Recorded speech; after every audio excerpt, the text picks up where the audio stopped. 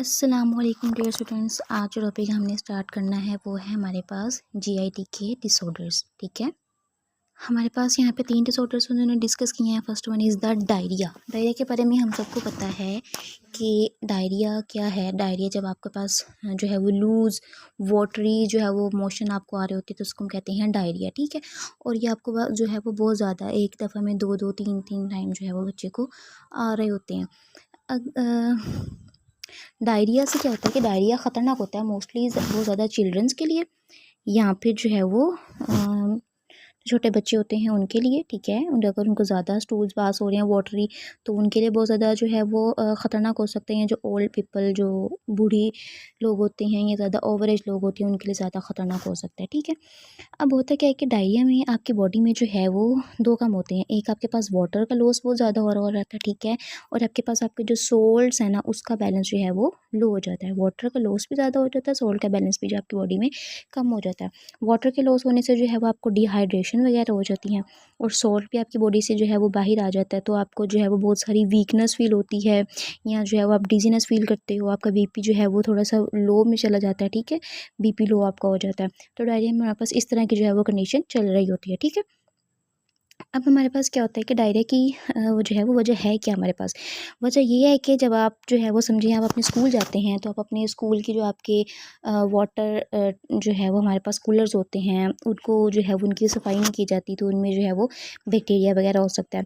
तो वो वाला पानी पीने से भी आपको ये डायरिया हो सकता है। ठीक है, आप कहीं बाहर गए हो तो किसी और बंदे का पानी आपने लेके पी लिया है, वो उस वाटर से भी, यानी कि वो वाटर जो कि आपके पास साफ़ नहीं है उस वाटर से भी आपको डायरिया हो सकता है।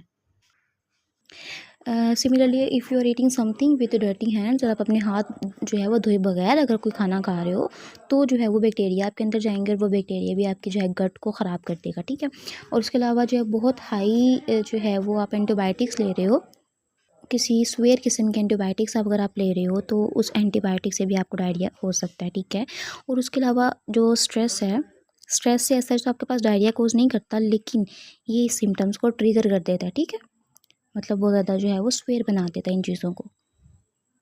ये सारे हमारे पास इसके हैं कॉजेज़। ठीक है, अब ट्रीटमेंट क्या है, चूँकि हमारे पास बहुत सारा जो है वो वाटर लॉस हो जाता है तो आपको चाहिए कि बहुत ज़्यादा पानी पिएँ।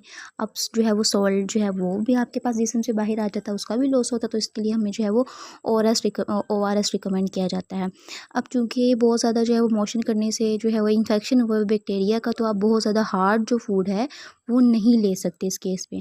तो डॉक्टर रिकमेंड करते हैं कि आपको जो है वो सॉफ्ट फूड जैसे कि बनाना वगैरह, योगर्ट वगैरह वो आपको रिकमेंड किया जाता है, और एंटी वायरल मेडिकेशंस दी जाती हैं जो कि बैक्टीरिया से लड़ने में, फ़ाइट करने में आपको हेल्प आउट कर रही होती हैं। ठीक है, और उसके अलावा जो है वो दूसरा ट्रीटमेंट अगर कोई स्वेयर केसेस हो जाते हैं जैसे ड्रिप्स वगैरह लगानी पड़ जाती हैं। ठीक है, सॉल्ट वाटर के लेवल को पूरा करने के लिए प्रिवेंशन यही है कि आप जो है जब भी खाना खाएं तो अपने हाथ जो है वो अच्छी तरह से धोएं।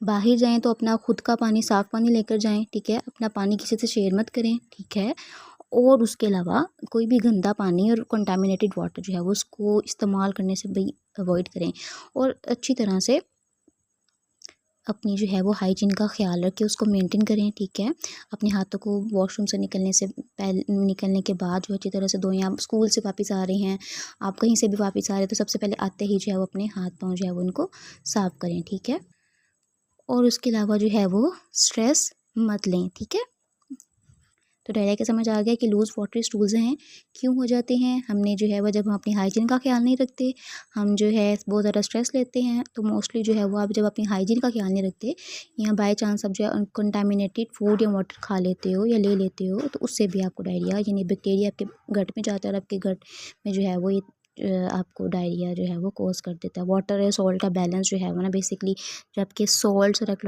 वाटर और इलेक्ट्रोलाइट्स है जिसको हम कहते हैं, उसका बैलेंस जो है वो आपकी बॉडी में जो है वो डिस्टर्ब कर देता है डायरिया। ठीक है, डायरिया की वजह से डिस्टर्ब हो जाता है, सॉरी बैक्टीरिया की वजह से डिस्टर्ब होता है, जिसके रिजल्ट में आपको डायरिया हो जाता है। ठीक है, यहाँ तक समझ आई। हम जो है वो इसकी एक चीज़ डिस्कस करना तो भूल ही गए, इसके हम सिम्टम्स पढ़ना भूल गए। सिम्टम्स में हमारे पास क्या है कि आपको जो है वो आपके स्टमक में जो है वो पेन फील होना शुरू हो जाती है। ठीक है, एब्डोमिनल पेन जो है वो पेन फील होना शुरू हो जाती है। उसके बाद आपका स्टमक जो है वो थोड़ा सा ब्लोटिंग जिसको कहते हैं, थोड़ी सी स्वेलिंग टाइप हो जाती है उसमें। ठीक है, और आपको जो है वो डिहाइड्रेशन बहुत ज़्यादा होती है, यानी कि आप जो है वो प्यास, आपको प्यास बहुत लग रही होती है, आपका मुँह खुश्क हो जाता है, और यूरिन भी डार्क आ सकता है इस केस में आपको। ठीक है, सेकंड में हमारे पास है कॉन्स्टिपेशन। कॉन्स्टिपेशन हमारे पास क्या होता है कि हमारे पास जो हमारा जो हम स्टूल नॉर्मल कंडीशन में पास कर रहे होते हैं उसको पास करना बहुत डिफ़िकल्ट हो जाता है, ठीक है। और हमें जो हमारा स्टूल है वो रेगुलर इंटरवल्स पे भी नहीं आ रहा होता, तो ऐसी कंडीशंस को हम कहते हैं कॉन्स्टिपेशन, ठीक है। अब कॉन्स्टिपेशन जो है ये होती क्यों है? जब आप अपनी डाइट में जो है वो बिल्कुल भी फाइबर नहीं लेते, ठीक है, फाइबर से बिल्कुल नहीं ले रहे अपनी डाइट में। उसके अलावा जो है वो आप पानी बहुत कम पी रहे हो, ठीक है, फाइबर नहीं ले रहे, पानी बहुत कम पी रहे हो, वाटर इनटेक बहुत कम है आपका, ठीक है। आप कोई एक्सरसाइज नहीं करते हो, बिल्कुल भी एक्सरसाइज नहीं करते, आप एक जगह पे बैठे रहते हो, ठीक है, उससे भी आपको जो है वो कॉन्स्टिपेशन होने के चांसेस होते हैं। या आप जो है वो कोई पेन किलर्स अगर आपने ली हुई हैं, ठीक है, या समटाइम जब आप आयरन सप्लीमेंट्स भी लेते हो ना तो तब भी आपके पास जो है आपके जो है आपको कॉन्स्टिपेशन हो जाती है, ठीक है।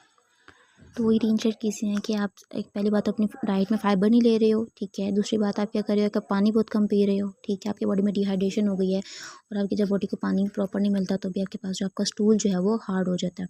उसके अलावा आप जो है बिल्कुल एक्सरसाइज नहीं करते और उसके अलावा जो दूसरी डिजीज़ है जिसमें डायबिटीज़ भी एक आ जाती है, उसकी वजह से भी आपके पास आपको कॉन्स्टिपेशन रहने लग जाती है, ठीक है। अब इसके सिम्पटम्स क्या हैं कि ज़ाहिर बात है आपकी जो बाउल मूवमेंट्स हैं उसको पास करने में आपको बहुत ज़्यादा जो है वो तकलीफ़ होती है, पेन फ़ील होती है। या जो है वो वीक में जो है वो आपको 3 दफ़ा से अगर कम स्टूल आता है, ठीक है, 3 दफ़ा से कम स्टूल आ रहा होता है, ठीक है। तो ये इसका जो है वो एक सिम्पटम है, तो आप जो है फ़ौरन डॉक्टर से आपको जो है वो कंसल्ट करना चाहिए इस केस में। या आपका स्टूल बहुत हार्ड है, बहुत ड्राई है या आपको बहुत ज़्यादा जो है वो ब्लोटिंग या जो है वो पेन होती है आपके पेट में, तो भी आपको जो है वो डॉक्टर को जो है वो चेक करवाना लाज़मी है। इसकी जो है वो ट्रीटमेंट इसका यही है कि आप जो है वो फाइबर इंटेक जिनसे फ्रूट्स में या होल ग्रेन जो आपका चीज़ें हैं सारी वो लें जिसमें फ़ाइबर जो है वो बहुत ज़्यादा प्रेज़ेंट हो, ठीक है। बहुत ज़्यादा पानी पिएँ, एक्सरसाइज़ लाज़मी करें, एक जगह पर बैठे मत रहें, ठीक है। और मेडिसिन वो यूज़ करें जो कि आपका डॉक्टर आपको प्रिस्क्राइब करता है क्योंकि वो उसका अल्टरनेटिव भी आपको कुछ ना कुछ देता है, ठीक है, जो चीज़ को बैलेंस रखता है। और प्रिवेंशन जो है यही है भई अपनी जो है वो डाइट में फ़ाइबर ऐड करें, ठीक है, और बहुत ज़्यादा पानी जो है वो पिया करें। तो कॉन्स्टिपेशन में हमारे पास सिर्फ़ यही था। देन हमारे पास आ जाता है अल्सर। अल्सर हमारे पास क्या है